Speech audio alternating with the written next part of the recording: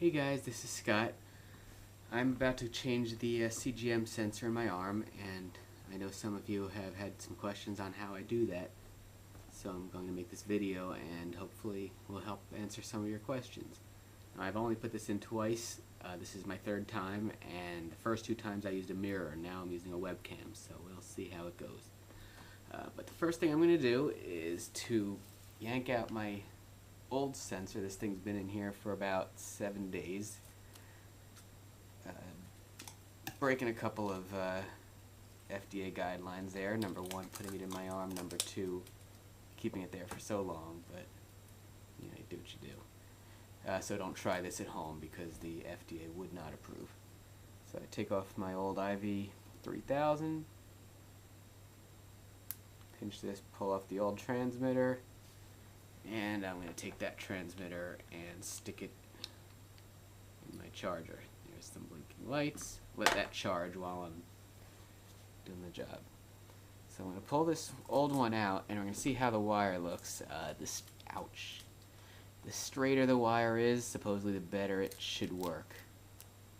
And yeah, you got a nice red spot there. It's been there for a while. The wire, if you could see, looks a little bit crooked. That could have to do with the way I pulled it out. Maybe it was that way all along. I really don't know. I've seen others pull them out and it looks perfectly straight. This is not straight. Anyway, that one came out of my left arm. I'm going to put the new one in my right arm. And I've got my trusty alcohol swabs from Walgreens. Hope they're not dried out. My sensor in here. Medtronic. If you're using a Dexcom, the process is a little different. And the crazy blue inserter. So, first thing I'm going to do is take out the sensor from the pouch, throw that aside, and stick this in here. Like that. That's the easy part. You've got the little nub, the part that attaches to the transmitter, goes through a hole, and you slide it into the inserter. Pull it back, and pull off the plastic covering from the needle, and the clear plastic piece that covers the top half of the adhesive. I'm going to set this down for a bit and clean off the area. Don't have a whole lot of fat on my arms, so I'm going to try and find a spot that I think will work pretty well. That looks kind of good. And I use alcohol swabs for all my my insertions, whether it's a CGM, whether it's an infusion set. Which you use may vary. So I've got that out. I'm going to let this dry a bit, and while I let it dry, I'm going to tell you, I'm going to point this up.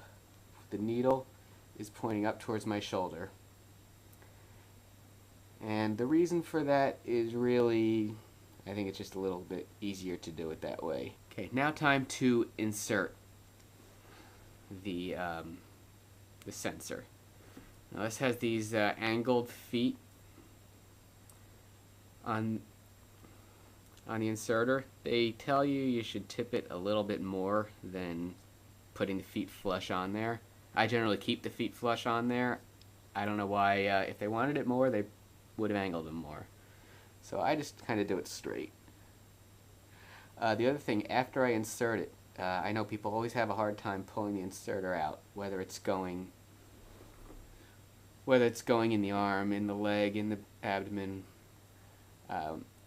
Tip I'm going to say, when you pull it out, don't pull it away from the skin. You want to kind of slide it down along the feet. Keep the feet against your skin and just drag it. Again, that goes for any site you're using. Of course, holding the sensor in place. And that tends to work a little bit better. So I'm just going to prep my site a little bit.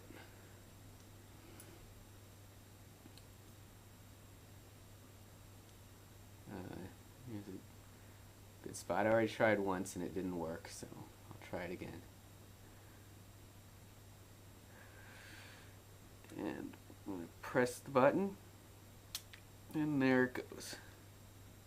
Now when I do this, usually there's still a little bit of the needle hanging out. It doesn't quite go all the way in, so I have to insert it the last quarter inch or so. And it's hard to see this. I don't know if you can. But I'm going to hold the sensor in by that little handle and slide this down. Again, I'm sliding it straight down along the skin. I was not pulling it out. And the sensor looks like it's in pretty well. Looking at the top, I don't see the wire stuck in place. And just kind of tap it down, hold the adhesive in, and I'm going to keep my thumb or my index finger on the introducer needle, or maybe I'll do it on the whole thing, as I pull down the rest of the adhesive. Now this adhesive isn't quite strong enough to keep it in place when I pull this needle out, but every little bit helps, and that bit might help a bit too. So when I pull it out, I'm going to put my ring finger on this little nub, the nub where the transmitter attaches, and I'm going to kind of push up a little bit with it. By pushing up, that's going to keep it from sliding out as I pull this little piece out. So thumb and forefinger on the handle, ring finger on the little nub, and pull it straight out slowly. Once you get it started, then it might take a little bit of a different grasp. I'm trying to find a good angle so you could see this. We got some daylight there too. Alright, and here's the needle. I'll pick that up later. That's really it. Looks like I got a bleeder this time. Hopefully that doesn't affect the reliability. It happens. Some people say it actually makes it a little more reliable. But that sucker's in there now.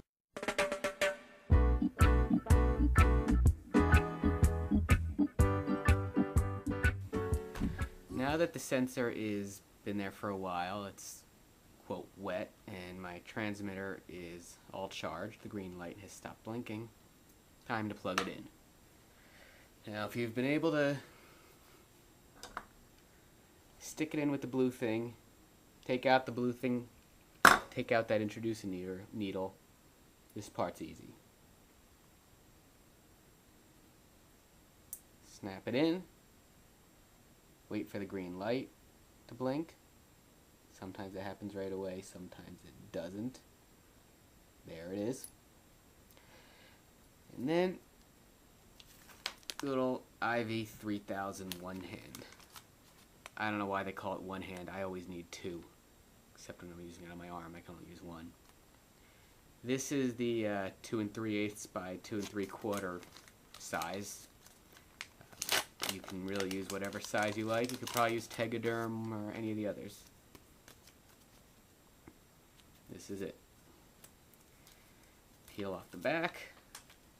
Find that little transparent part. And I try and get the transparent part right about where the transmitter meets the sensor, maybe a little bit lower. This part's a little tricky to figure out how to really cover it well. The curved part, I have it towards the top where the needle is. Doesn't really matter. Pull off the top, pull off the bottom, pat it down a bit, and then pull off this thing. And then you've got your beautiful sensor stuck to your arm.